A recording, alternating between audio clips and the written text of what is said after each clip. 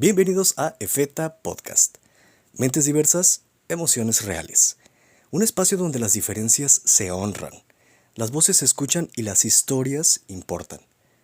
Para escuchar lo que no siempre se dice. Aquí creemos en la neurodiversidad como parte esencial de lo que somos, porque no se trata de corregir, sino de comprender. No se trata de encajar, sino de florecer siendo auténticos. Hablaremos sobre neurodiversidad, experiencias personales y herramientas de apoyo. Nos centraremos en la experiencia humana detrás del éxito y de los desafíos. Queremos acompañarte en este viaje hacia la conciencia, la empatía y el respeto. Porque cada historia importa, cada emoción cuenta y cada mente es única. Comenzamos. Hola, ¿qué tal? Bienvenidos a un episodio más de EFETA Podcast. Hoy estamos con una gran amiga, una chica que yo admiro muchísimo, una chica súper talentosa que quiere contar su gran historia, y creo que esta es una historia que a todos nos va a servir, porque a veces creemos que en momentos difíciles ya no podemos encontrar esa fuerza para continuar, pero justamente Eli está aquí para decirnos que aunque pasemos por momentos complicados, siempre podemos salir de ellos. Eli, bienvenida a EFETA Podcast. Ay, muchas gracias por permitirme estar aquí, por invitarme. Estoy muy contenta y pues espero les agrade y les guste escuchar mi historia. Yo sé que sí, Eli, porque la verdad es que desde el momento en el que te consideré, desde el momento en el que me dijiste yo quiero ir y contar mi historia, yo conocí tu historia por un video, te estaba platicando, por un video que tú tienes en tus redes, y a mí me impresionó, me impactó, y cuando me dijiste yo quiero ir a contarla, dije, claro que sí, porque este es un espacio que justamente es para eso, para poder hablar de algo que a veces nos da miedo a hablar o que no nos sentimos seguros de poder expresar. Y sé que todo lo que hoy tú nos vas a platicar, a todos nos va a servir. Eli, tú eres bailarina, yo te conozco porque eres súper talentosa bailando salsa y bachata. Sí. ¿Desde cuándo bailas? Ay, pues yo creo que desde los 17 quizá, pero yo empecé a bailar zumba. De hecho, me hacen mucho burla porque me dicen que yo empecé siendo zumbera. Ok, Sí. Esa historia no me la sabía. Muy bien. Sí. Empezaste bailando zumba. Zumba, y de hecho salía en las comparsas así de la academia que se llama Dance Fusion. Ahí empecé. Ok, Sí. Muy bien. Y entonces, ¿cómo fue que pasaste de la zumba a la salsa? ¿Qué sucedió ahí? Sí, un cambio muy drástico. Pues siempre me había llamado la atención, pero no me había dado como la oportunidad de aprenderlo. Bien. Entonces justo en esta academia también tenían un horario de salsa y dije como de bueno, lo voy a intentar. Y me gustó y se me dio porque cuando ya tienes algo de baile de cualquier cosa, zumba, ballet, otros géneros a lo mejor se te facilitan un poquito más porque ya aprendiste a coordinar. Entonces de ahí empezó mi gusto por la salsa. Y de ahí entré, o me fui como un poquito más a lo profesional, un poquito más arriba, cuando entré con una academia con la que actualmente estamos, que es Esencia Salsera, y me gustó mucho ahí porque se preparaban más fuerte para competir, ya no solamente como para hacerlo casual o pararme a bailar en las fiestas, En la 15 fiesta, años, ajá. sino para verlo como una disciplina como tal, entrenar todos los días, como literal como si fueras al gimnasio, pero en el baile obviamente prepararse para presentar una coreografía. Entonces ya te estabas dedicando, o sea, ya había pasado de ser un hobby, de ser algo en lo que, bueno, voy a ir ahí nada más para hacer un poquito de ejercicio o para aprender a bailar para los 15 años o Sí. en las fiestas. Ya estabas en ahora sí que en un estatus de algo más profesional, de competencias, de tomármelo en serio, voy a ir a practicar, voy a ir a ensayar, voy a dedicarle Sí. completamente un tiempo específico al baile. Sí, fue difícil ese cambio porque me acuerdo que era muy intenso todo. Yo venía como de tomármelo como a juego, a entonces ya verlo como algo más formal, porque como era una coreografía, empecé con una coreografía en grupo para show nada más, en un congreso que se hace en Oaxaca. Que deberíamos de ir. Deberíamos de ir. Sí. Entonces, pues obviamente es una coreografía en grupo y está en juego el tiempo de todos, el dinero de todos, la inversión de todos, ¿no? Entonces sí es un compromiso más fuerte. Pero se logró. Ensayamos mucho, eran de que 3, 4 horas diarias, si no es que viernes y sábado dedicarle mucho tiempo a eso, y es complicado porque hay que unificar, éramos, no recuerdo si 5 o 6 parejas, que obviamente nivel básico, nivel alumno. Sí. Entonces sí, el esfuerzo de los maestros, de enseñarnos, sí era todo más intenso. ¿Y estabas en ese momento de tu vida cuando algo cambió? Sí, de hecho, ya estaba como preparándome para pasar de nivel alumno a competir con los chicos que eran nivel amateur, un poquito más arriba, y obviamente yo siempre los veía y los admiraba y los sigo admirando muchísimo, pero me acuerdo que practicamos demasiado para esa coreografía y la presentamos en Rumbao, y al otro día íbamos a ir a un congreso que se hace en Veracruz, para que yo hiciera como que mi debut con ellos. Y eso salió como, no estaba ni siquiera planificado con mucho tiempo de anticipación. Fue como de que sabíamos que estaba el congreso y que ya se acercaba, pero vamos o no vamos. Y creo, si no me equivoco, que fue una semana antes que dijimos vamos. O sea, ya estabas, habías pasado un cambio, ¿no? De zumba a salsa.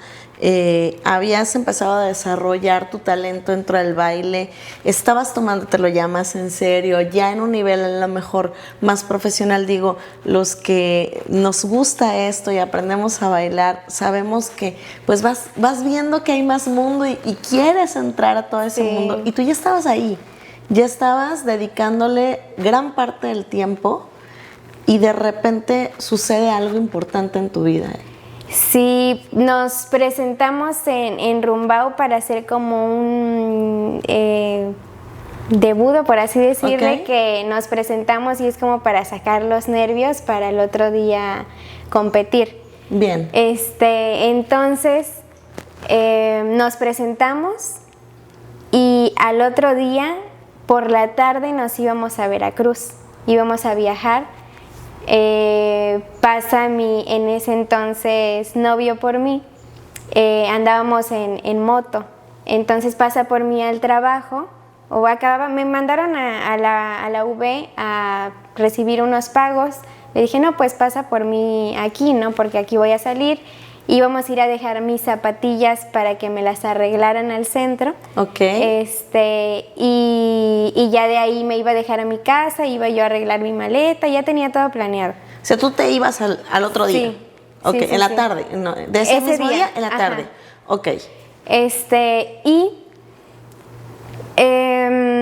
Me subo a la moto, me pongo el casco, todo normal.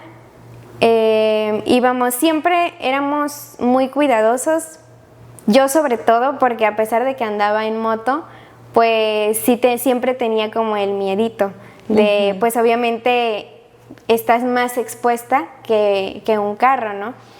Entonces, y él todavía era mucho más cuidadoso cuando yo iba con él, porque sabía que a mí me daba un poco de miedo. Entonces íbamos saliendo en una calle que teníamos que salir al bulevar, damos vuelta y el semáforo estaba en verde para nosotros, y te decía que recordaba, o lo único que recuerdo es un autobús de ADO haciendo su alto, justo nosotros dando vuelta, y fue que ya mi exnovio grita, volteo y ya teníamos el carro encima de nosotros. O sea, ya no hubo como tiempo de hacer algo para evitarlo. Okay. Pienso yo que quizá el carro estaba atrás del autobús. Del autobús. No nos vio, no sé. Siempre he pensado que fue un accidente porque no creo que nadie en su sano juicio diga, voy a atropellarlos, ¿no? A propósito. Claro. Llevaba prisa, no sé. Y ya, el impacto, ¿no? No recuerdo si volé, no recuerdo, solamente recuerdo que estaba botada en el piso. Intento levantarme y ya solamente la imagen de ver mi pierna, pues, toda así como desfigurada y mi dedo gordito de la pierna derecha, sangrando mucho. Llevaba yo sandalias esa vez, nunca lo hago, pero esa vez llevaba sandalias. Y obviamente digo, si hubiera llevado tenis, pero bueno, claro, pasó así. Uno empieza a pensar como qué hubiera pasado si yo hubiera tomado una decisión distinta o si, pero finalmente te encontrabas ahí. Sí, en ese momento. Sí pasaba por mi mente de que, ay, si me hubiera ido por acá o nos hubiéramos desviado, nos hubiéramos ido derecho, pero ya después analizándolo es como de, pues por algo pasó todo esto, ¿no? O sea, por algo pasó así, a lo mejor si yo me hubiera ido a Veracruz en el camino, no sé. Sí, ya también, muchas porque cosas. Así como hay posibilidades positivas que pudieron haber salido a tu favor, también existen las otras posibilidades negativas que pudieron haber sido completamente peores, ¿no? Entonces, pasa eso, recibes el impacto, te das cuenta que tu pierna está destrozada. No, mi primer pensamiento fue, voy a perder la pierna, o sea, me la van a cortar. Eso fue lo primero que pasó por mi cabeza. Volteaba yo también ver si mi compañero estaba bien, y él me hablaba y entonces dije, bueno, está bien, y ya empecé como a preocuparme más por mí, por mi pierna. Por tu pierna. Entré como en pánico, en desesperación, y lo único que gritaba era mi pierna, voy a perder mi pierna. Y justo en ese momento llega una enfermera que resultó que era enfermera del hospital donde me operaron. Y ya me agarra de la mano y me empieza a decir que no te preocupes, todo va a estar bien, cierra los ojos, confía en Dios, háblale a Él. Y ya como que me empecé a tranquilizar y dije, bueno, sí está bien. Y empecé a respirar, ella me dijo, respira, saca el aire. Y en ese momento no sentía dolor. Okay. No sentía, no me dolía. Pero como que era la impresión de verme así y yo sentía como que estaba en un sueño. De momento decía, no puede ser, esto no está pasando. En una pesadilla. Sí. En una pesadilla. Sí. Me estabas comentando que llegaron, pues que fue rápido, ¿no? Pero me imagino que en el momento para ti debe haber parecido una eternidad el estar ahí esperando que llegaran, que los auxiliaran. Finalmente los auxilian. Ah, sí. Bueno, para esto también cuando vuelvo como a entrar en pánico, llega un doctor que también resultó ser doctor del hospital donde me operaron y ya me dice de que tranquilízate, yo soy doctor, ya vi tu pierna, no la vas a perder, sí te van a operar, pero no vas a perder tu pierna.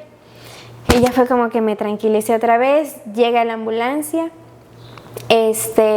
Y ahí fue donde sentí el primer dolor, que fue cuando me tuvieron que jalar la pierna para acomodarla e inmovilizar y subirme a la ambulancia. Y ahí en la ambulancia te van preguntando muchas cosas, tu nombre, tu domicilio, sí para tener un registro, pero también para asegurar que no tengas... Sí, algún tipo de daño neurológico, ¿no? Por el golpe. Y esto ya lo supe después porque tengo un primo que es quiropráctico y él me dijo que esas preguntas te las hacen precisamente para descartar que tengas algún problema o que te hayas golpeado la cabeza. Que gracias a Dios no me golpeé la cabeza, llevaba yo el casco, pero estuvo muy extraño porque cuando Bueno, en las fotos que alcanzaba a ver, yo no llevaba el casco. O sea, yo estaba botada y no tenía el casco. El casco estaba como por otro Me lado. imagino que por el impacto ha de haber salido volando, ¿no? A lo mejor. Pero aquí, o sea, en la cabeza yo no tuve ningún tipo de Solo golpe. fue tu pierna. Solo la pierna. Pero estamos hablando de que, y creo que eso es lo que también a mí me impactó cuando vi el video, porque bailarina y tu pierna. Ah, sí. Sí, obviamente en ese momento no pensé como de, ay, no pensaba en el baile, ya fue después, ¿no? Claro. Después sí que viene todo esto de, pues de tener que esperar a la operación y obviamente me acuerdo que yo quería hacer la pregunta a los doctores como de, ¿en cuánto tiempo voy a caminar? A caminar, o sea, bailar? vamos a decirlo así, caminar, ¿no? Sí. Que habías visto tu pierna en una situación, pues ahora sí que devastadora y no me puedo mover, voy a caminar, o sea, ¿me voy a poder parar de aquí? Sí. Sí, pero no quería hacer la pregunta porque no quería escuchar. Obviamente yo me imaginaba lo peor. Dije, no, me van a decir que ya no voy a poder mover la pierna. Y aparte que yo no sabía si me había afectado la rodilla o el tobillo, la cadera, que son pues articulaciones, partes importantes. Sí, gracias a Dios solamente se fracturó como el fémur y la tibia. Okay. No hubo lesión en la rodilla, pero sí como unas secuelas que no son tan de gravedad. Ok. Sí, entonces, ¿qué me ibas a decir? Te iba a preguntar que, bueno, te auxilian, te llevan en la ambulancia, llegas al hospital y te atienden. Ah, sí. ¿Tuviste alguna impresión ahí? O sea, vienes de, ok, ya pasó esto, ya me están auxiliando, tu familia, ¿qué más te van diciendo? ¿Cómo vas procesando todo eso? Sí, bueno, llegué y me pusieron en una camilla, ya yo empezaba a sentir dolor y no te ponen como algo para el dolor, no pueden porque necesitan primero como hacerte estudios, análisis, no te pueden poner nada para el dolor y ya empezaba yo a sentir todo el dolor. Para esto no había llegado nadie de mi familia todavía. No sabían todavía. No, ya sabían, ya les habían avisado, pero todavía no llegaban, porque aparte fue en el regional que me operaron, entonces la distancia de donde estaba mi mamá o mi familia para llegar allá, pues sí era muy, muy larga. La primera persona que llegó fue el profe Oscar.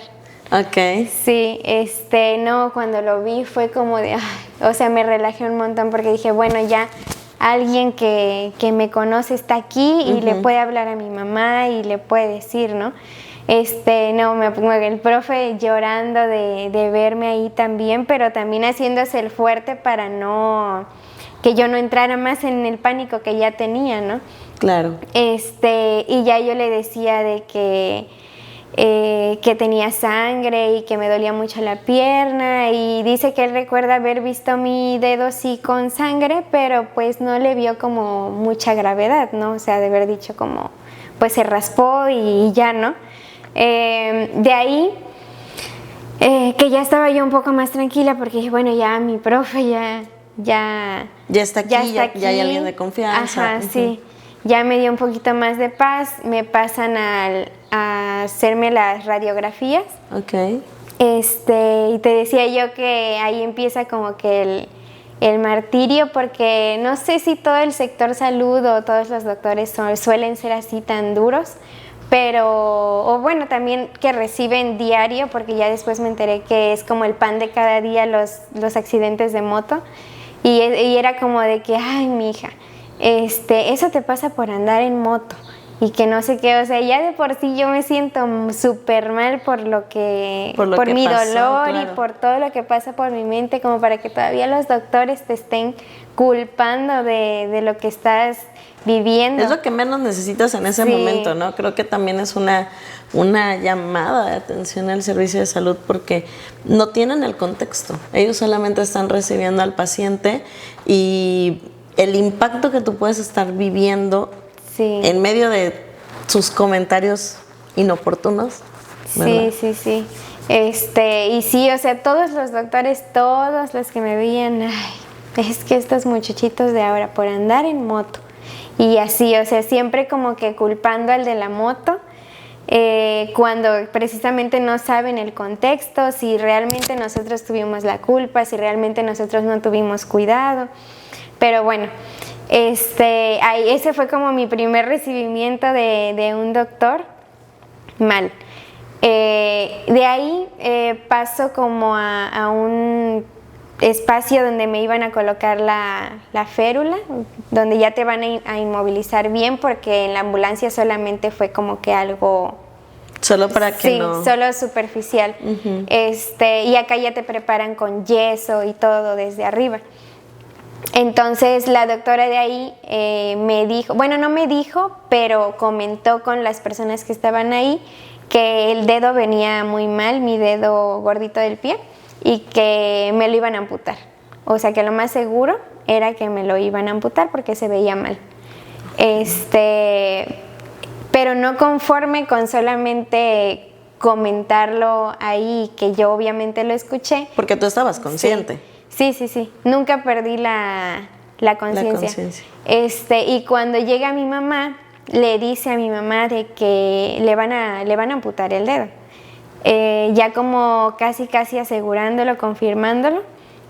Y obviamente en ese momento te decía que lo menos que a mí me preocupaba era el dedo. Yo decía como de, ay ya, o sea, si me tienen que mochar el dedo, que me lo mochen, pero mi pierna. Ajá, que para mí era como lo más importante. Ya después comprendí que el dedo gordito sirve mucho, o sea, es fundamental para mantener el equilibrio de tu cuerpo. Entonces sí hubiera sido como un temita si me lo hubieran tenido que cortar.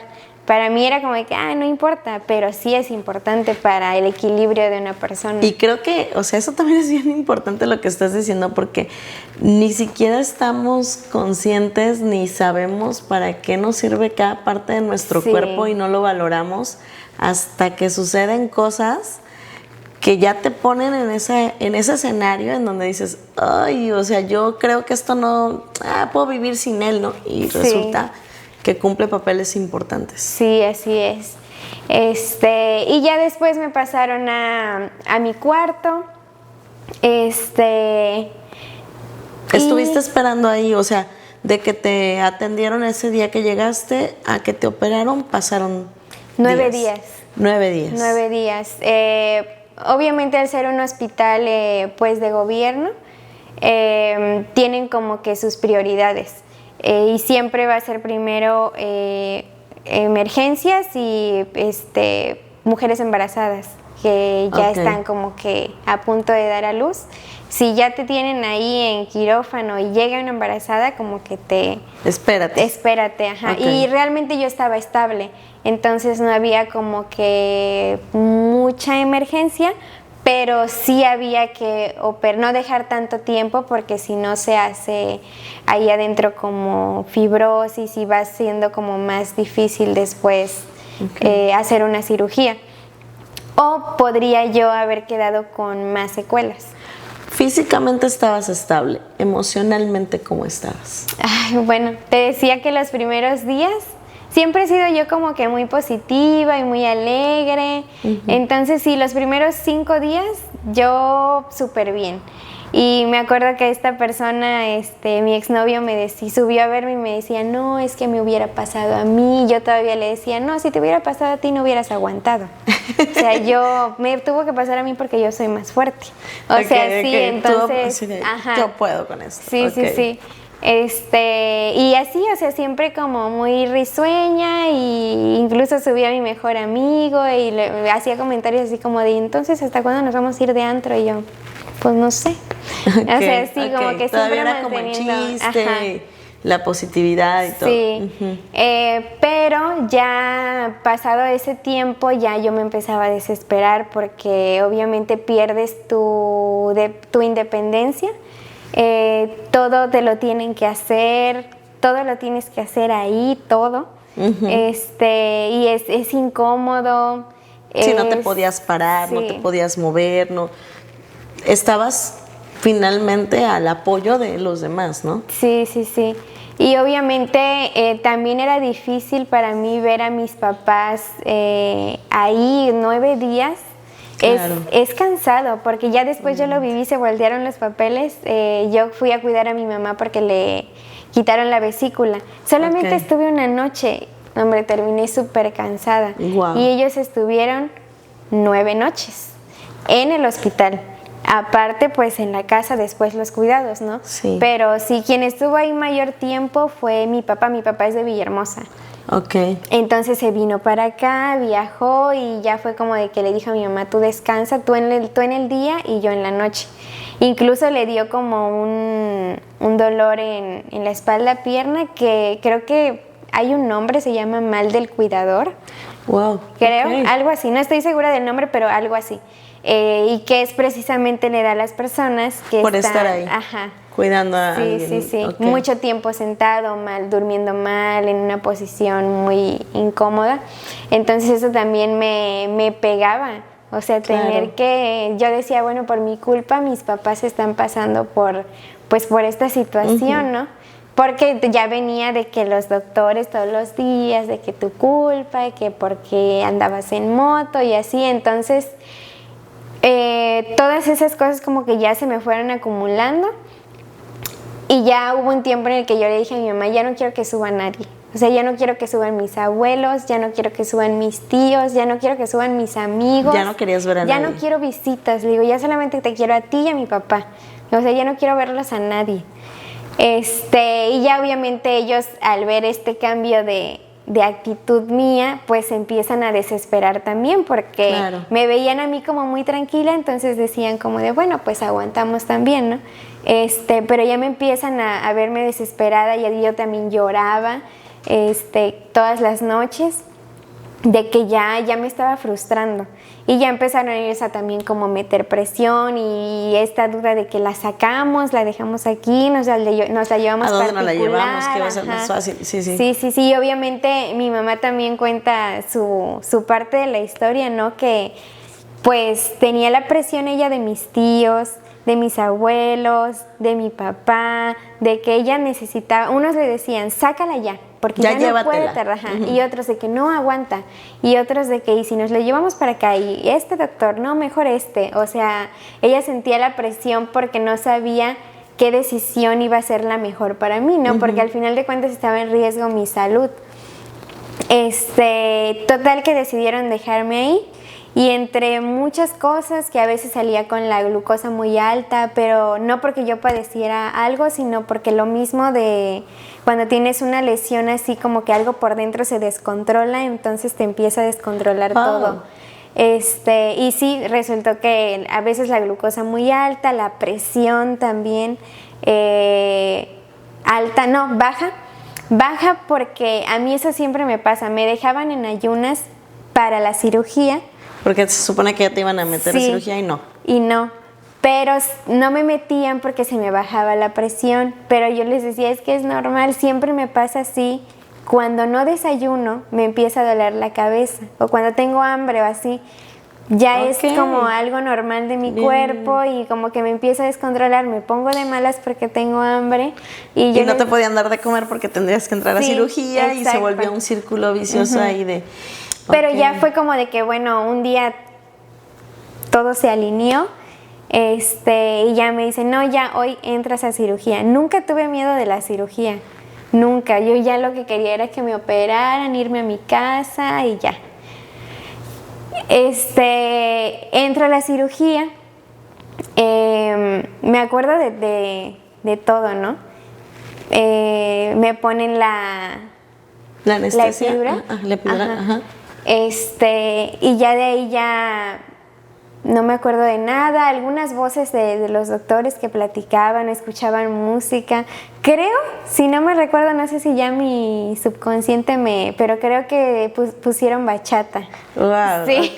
Ok. Bien, muy buen gusto musical de los doctores. Y ya salí de la cirugía y ahí empieza otra vez el martirio, porque sí es un dolor bien feo, es como si te quemaran por dentro, feo. Y sí recuerdo también durante la cirugía escuchar como serruchos, taladros, o sea, Sí, todo el sí, procedimiento que sí, estaba, sí, porque sí. nada más te pusieron una anestesia que te permitió estar despierta de alguna forma. Sí, medio, Medio, porque no ok. recuerdo como ver algo, pero sí es escuchar algunas cosas. Sí, no, imagínate el impacto de ver qué bueno que no nos dejan ver en esas cosas, porque ya de por sí escuchar Sí. ya es un impacto. Sí, sí recuerdo también que alguna enfermera dijo de que, ay, pobrecita, no, le va a doler mucho. Pues sí, o sea, sí era, ya sabían lo que me esperaba después de la cirugía.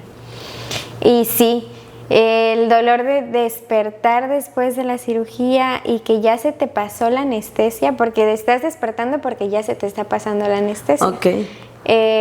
Y sí, muy, muy fuerte de que yo lloraba. Y de hecho no te pueden pasar a tu cama hasta que estés como estable y tranquila. Esto como para descartar que algo mal haya quedado después de la cirugía y te tengan que meter otra vez a quirófano de emergencia. De emergencia. Entonces por eso no te pueden pasar hasta que estés tranquila. Pero yo lloraba del dolor y me ponían medicamento y no se me pasaba. ¿Te dolía muchísimo más en ese momento que al inicio? Sí. Sí, yo creo que por todo lo que trabajaron en tu pierna. Sí. Ujú. Sí, y sí, yo creo que bueno, no, porque después viene la rehabilitación. ¡Ay! Ok. Sí, entonces, pues ya, me suben a mi cuarto, al final me pusieron como algo más fuerte. No sé la verdad qué fue, pero en cuanto me lo inyectaron, ¿Te sentiste mejor? sentí una calma. Yo quería que eso me lo pusieran a cada rato, pero no, solamente me lo pusieron esa vez y ya después fue como de que ya no te podían poner nada más para el dolor más Ok. que torolaco y cositas así que pues no son tan fuertes. Y de ahí viene el otro proceso, ¿qué dices? La recuperación. Sí, la recuperación. ¿Cuánto tiempo llevaste de recuperación, Eli?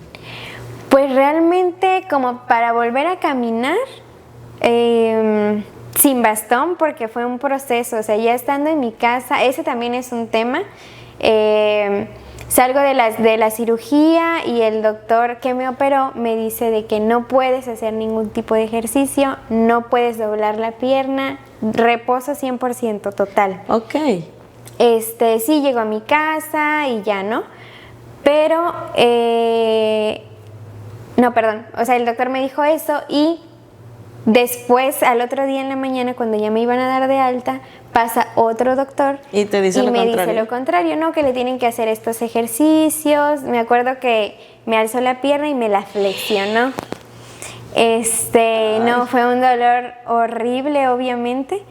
Y le dije a mi papá, tiene que hacer estos ejercicios todos los días. Bueno, llego a mi casa y sí, todos los días me hacían estos ejercicios. Me dolía, obviamente.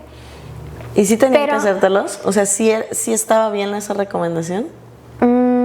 Oye, ¿nunca supiste? No, sí estuvo Sí, bien ok. la de él y no la de mi doctor, pero yo le hice caso a la del doctor que me operó Ok. y eso tuvo secuelas después. Pero llego a mi casa, me hacen estos ejercicios como por una semana. Ajá. De ahí regreso al hospital porque así lo indicaba la hoja que yo tenía que regresar y ya le digo al doctor que me operó. Digo, no, pues es que me duele, pero me duele aquí, bla, bla. Le digo, pero yo creo que es por los ejercicios. Me dice, ¿qué ejercicios? ¿Cuáles ejercicios? Le digo, pues los que me dijo el otro, pero si yo te dije que no hicieras nada porque yo te operé, yo sé lo que hice dentro de ti, yo abrí este tendón y necesita mucho reposo y que no sé qué. Me espanté obviamente y yo dije, no, ya la regué, ya hice algo mal ahí. No, yo ya me imaginaba que mi pierna ya no, o sea, algo O sea, malo. todo lo que ya pasé Ajá. y ahora resulta que por una Sí. indicación contraria probablemente lo estoy poniendo en riesgo. Sí, y es que también en mi familia nunca habíamos pasado como por algo así tan fuerte, entonces no teníamos la experiencia de saber qué era lo que sí estaba bien y lo que no. Ok. Entonces decidimos hacerle caso al doctor que me operó. Y además creo que ahí, Eli, acabas de decir algo muy importante. Obviamente nosotros como personas comunes que desconocemos este tipo de procesos, nos dejamos guiar pues por el médico que nos está tratando. Y si él dice que hay que hacer esto, pues yo le creo. Y si dice que no, y cuando te topas dos opiniones contrarias, ahí es pues mucho más complicado, ¿no? Sí. ¿Qué pasó después, Eli? Bueno, pues le hice caso a él y me dijo que hasta el mes tenía que empezar ya mi rehabilitación. Ok, un mes sin mover. Un mes sin mover la pierna, o sea, yo ahí en la cama. Y pues todo ese mes sí fue muy, muy complicado porque, pues obviamente yo me hacía la fuerte, ¿no? Con mi familia y todo, pero en las noches cuando me quedaba solita, tengo el recuerdo así de que yo me tapaba hasta la cabeza y lloraba. Y llorabas. Lloraba. No me gustaba como hacerme la débil o sentir la tristeza, ¿no? ¿Cómo se le dice cuando no sabes qué va a pasar? Con la ansiedad, la preocupación. Ajá, la incertidumbre. La incertidumbre, ajá, ok. De qué va a pasar con mi pierna, ¿no? O sea, ¿cuánto tiempo me va a tomar? Entonces todas esas preguntas me llegaban y como que me llegaban más en la noche cuando me quedaba solita, porque en el día todo era risas y diversión, iban a verme y así, pero en la noche ya me caía como esta depresión y obviamente yo no quería mostrarla frente a mis abuelos y mi mamá, que estaban como dando todo para que yo me sintiera bien, ¿no? Fue un proceso ahí de muchas emociones hasta que ya llega el momento de empezar a hacer mi rehabilitación. Contacto a un chico que hasta la fecha seguimos siendo amigos, se llama Kevin, y me dice, pues ya llega, ¿no? Y me valora y todo, y me dice de que no has hecho nada de ejercicio, y yo no, porque el doctor me dijo que un mes y que no sé qué, y me dice de que pues sí vamos a tener mucho trabajo, va a doler. Te va a doler más. Sí, y me dice, porque sí debiste haber empezado rehabilitación desde que te sacaron casi de la cirugía. Ouch. Y yo, ¿cómo? Le digo, pero es que me dijeron que no, o sea, el doctor que me operó me dijo, no, tú debiste haber empezado a moverte ya. Dice, cuando no te mueves después de una cirugía, por dentro se forma algo que se llama fibrosis. Entonces romper esa fibrosis es muy doloroso, muy, muy doloroso. Wow, un poco más doloroso. Se hacen como callos duros alrededor de la lesión, ¿no? Y obviamente no flexionar la rodilla en todo ese tiempo, pues sí fue un tema. Claro que me empieza él a movilizar. Desde el momento en que yo me paré, mi pierna obviamente súper flaquita, era un huesito. No sé cómo explicar la sensación de tocar el piso por primera vez. Creo que fue en la segunda sesión que me dijo, ¿te quieres parar? Y yo, ¿me puedo parar? Me dice, sí, ya puedes apoyar. Yo creo que ni sentía la pierna de que no la usaba. Sí. Sí, fueron sensaciones muy nuevas, extrañas, porque jamás había pasado por algo así. Y así empezó como la rehabilitación o la tortura. Al principio era muy suavecito y ya después se fue intensificando. Cuando tenía él que obligar a la rodilla a flexionar y romper como que todo eso. Todo eso que se había formado ahí por no moverla. Sí, por no moverla. Wow, ok. Y me acuerdo que el 24 de diciembre, justo, yo ya tenía un mes y medio en rehabilitación. Y llego el 24 de diciembre porque me iban... pero ya no les conté que ya no me cortaron el dedo. Ok.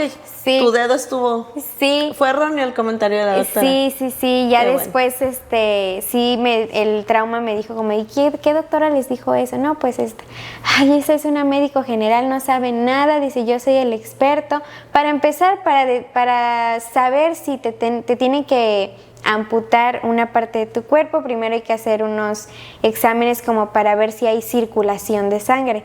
Si hay circulación de sangre, está vivo. Dice, y no lo podemos como cortar.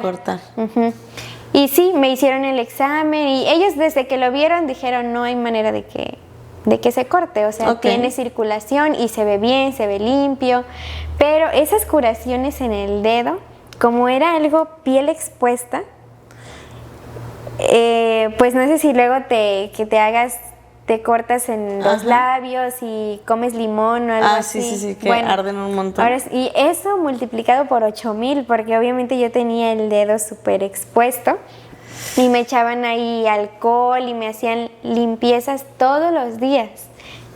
Sí, eso era también de los dolores, uno de los dolores también más fuertes. Viviste un proceso muy fuerte, Eli. Sí, Y creo que emocionalmente también fuiste muy fuerte y trataste de contener a todos en medio de todo lo que tú estabas viviendo. ay, sí, fue muy, muy pesado. Pero pues ya después, ¿en qué me quedé? Que el 24 de diciembre, ¿qué te pasó? Sí, el 24 de diciembre voy a mi consulta porque justo en el dedito, como me empezaba a crecer la uña, se había formado como un granuloma ahí, entonces había que operarlo, pero una operación, o sea, sencilla, de que nada más pusieron anestesia así por encimita y ya. E incluso lo hicieron en el consultorio del doctor, fue algo muy chiquito.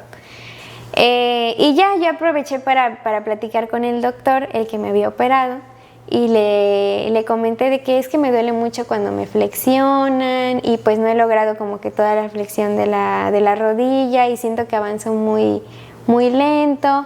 Y ya me dijo de que,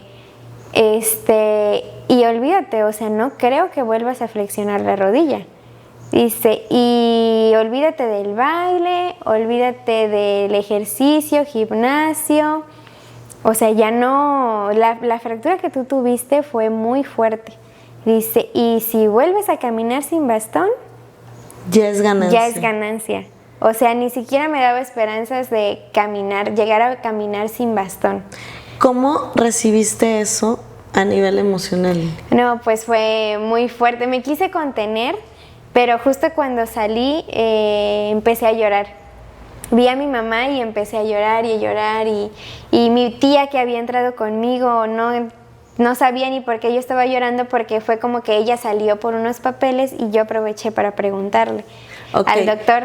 Entonces ni ella sabía como de... Y que además creo que era una pregunta que, como bien lo dijiste hace rato, habías estado como, no la quiero hacer, no la quiero hacer, Sí. Cuando finalmente te atreves a hacerla, te contestan creo que lo que más temías.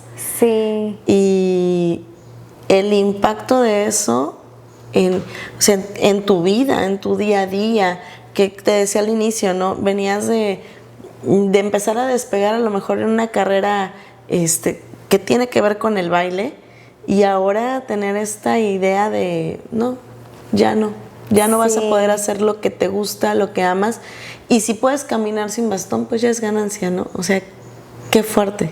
Sí, cuando salgo de ahí, pues obviamente todos me preguntaban que qué, y recuerdo que yo solamente les dije, no, es que me dijo que a lo mejor va a ser muy difícil que yo vuelva a flexionar la rodilla y ya eso me hizo llorar. Yo no quería decirles todo lo que me habían dicho porque no quería como ponerlos tristes también a ellos, ¿no? Pero sí fue como de que llegué y no, pues yo salí y festejé normal, ¿no? La Navidad, porque era 24 de diciembre. Pero ya de ahí estuve como una semana sin hablarle a mi fisio. Ya no quería yo que fuera porque ¿Cómo para dije, ajá, ¿para qué? O sea, si ya el doctor que me operó me dijo que ya no voy a poder hacerlo, entonces, ¿qué me motiva a seguir en rehabilitación? O sea, ¿qué avance va a haber si no es el que yo quiero, la meta a la que yo quiero llegar, ¿no?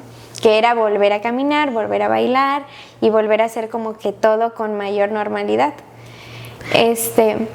Eli, hoy bailas Sí. de nuevo y no sé, esta impresión, porque prácticamente pues los que te conocemos sin este episodio, que ahora todos van a saber, pues para nosotros es como de wow, Eli baila hermoso y amamos verte bailar.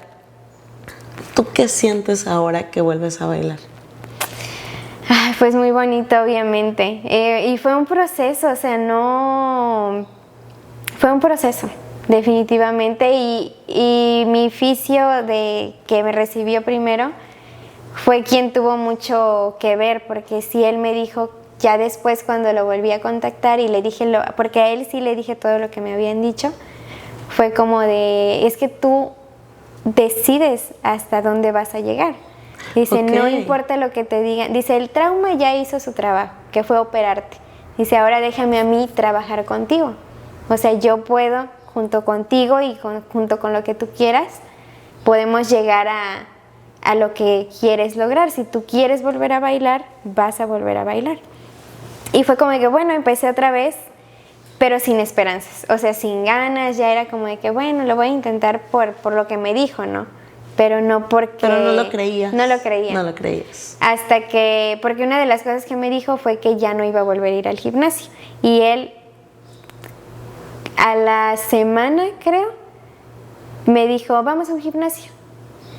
Ah, bueno, no, sucedió que mi papá llegó otra vez a Poza Rica y se hospedó en un hotel que tenía gimnasio. Entonces ahí yo le dije que si podía llegar y aprovechamos que estaba el gimnasio y empecé a usar los aparatos, obviamente con muchísima dificultad, pero me dijo, ya ves, no que no ibas a poder ir al gimnasio y ya estás en uno.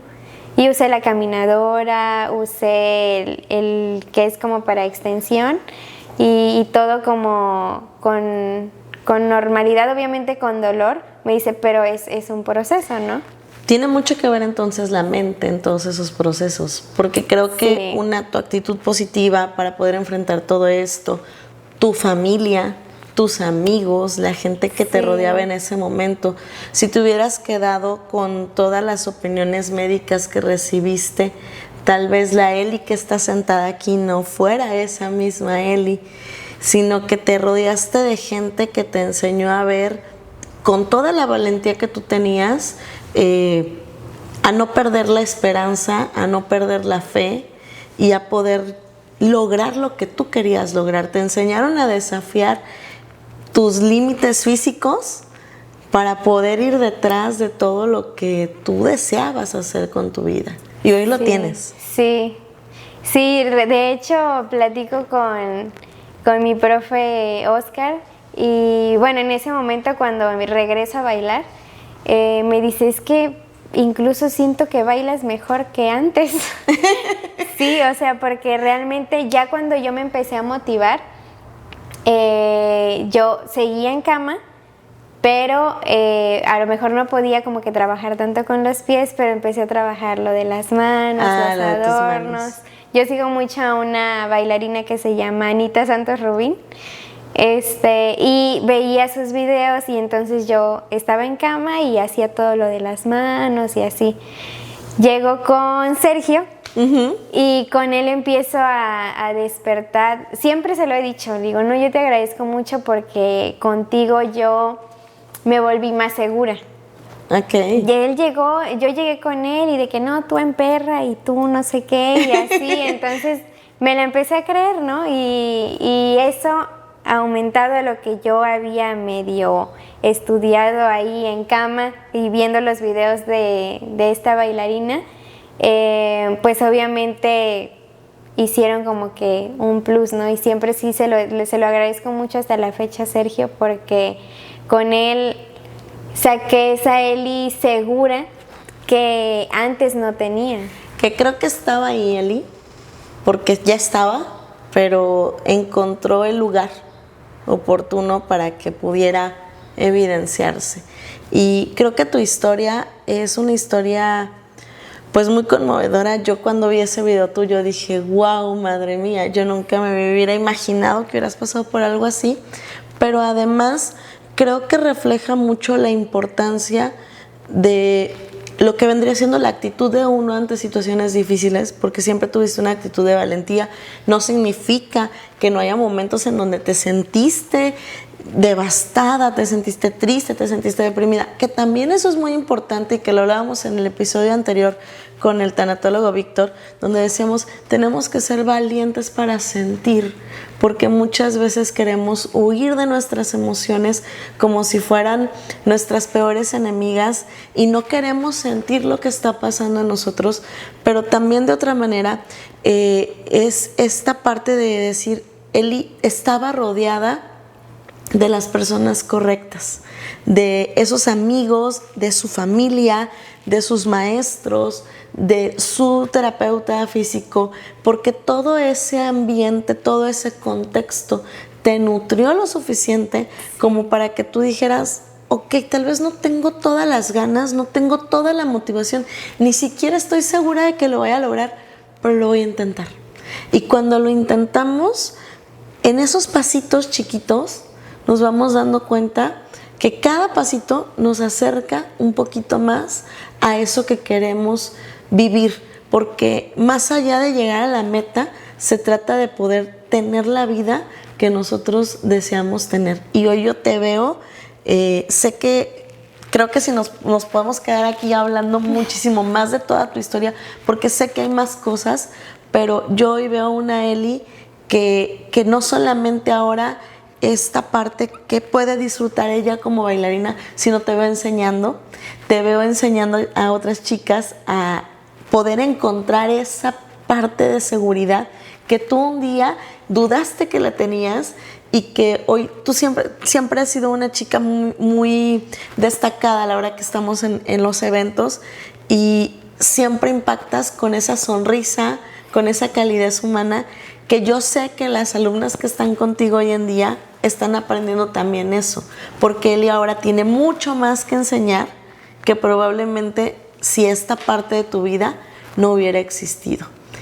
Eli, para cerrar este episodio, me gustaría preguntarte, ¿qué aprendiste? Ay, pues primero que nada aprendí a que sí soy fuerte, porque crecí como con esta idea de que es que Eli es muy sensible al dolor. Okay. Ella es muy de que cualquier cosa le lastima. Entonces recuerdo mucho que cuando le dijeron eso a mi terapeuta, es que Eli es muy sensible al dolor, y él dijo, no le vuelvan a decir eso. Wow, ella es fuerte, y de ahí hoy en día si algo me pasa digo como de ¿por qué me pega tanto si ya pasé por algo mucho peor? Okay. Entonces siempre lo uso como de motivación. Aprendí obviamente que no estoy sola y que siempre va a estar ahí mi familia y mis amigos para mí. Y pues aprendí que, no sé, que siempre tenemos que tener algo que nos motive. Sin eso yo creo que no podríamos avanzar en los obstáculos que se nos presentan en la vida. Siempre eso. Y que finalmente siempre van a estar ahí. Sí. Eli, muchísimas gracias por haber estado conmigo hoy, por haberte atrevido a contarnos una parte tan íntima de tu vida, porque si bien hubo gente alrededor tuya que estuvo ahí, pues sabemos muchos que no tenemos ni la más mínima idea de qué fue lo que te pasó. Sí. Y que creo que toda esta historia nos sirve para pensar que aún en los momentos más difíciles que podemos estar viviendo y cuando creemos que ya no va a haber nada para nosotros, siempre, siempre, siempre hay una oportunidad. Pero también depende de qué tanto queremos tomar esa oportunidad. Sí, Eli, muchísimas gracias. Gracias por estar aquí. Y si este episodio les gustó, si ustedes encontraron algo para poder continuar en ese momento en el que tal vez piensan que ya no puedo más, por favor, compártanlo porque hay más personas que podrían estar en ese mismo momento creyendo que ya no va a haber un paso adelante. Y yo sé que ustedes van a hacer la magia para que llegue este mensaje a quien tiene que llegar. Muchísimas gracias. Yo soy la psicóloga Paola Mar y este es tu lugar seguro, EFETA Podcast.